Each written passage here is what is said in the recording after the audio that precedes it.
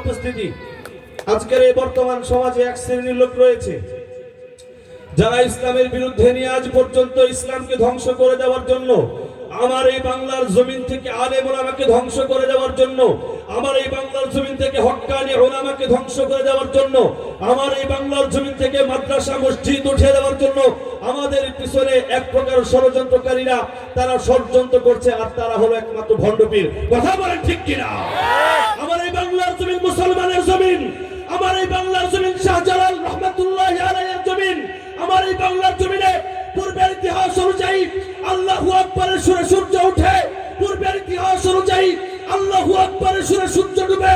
সুতরাং এই বাংলার জমিনে কোনো ভণ্ডামি, কোনো নাস্তিক এই বাংলার জমিনে চলবে না। কথা বলেন ঠিক কিনা?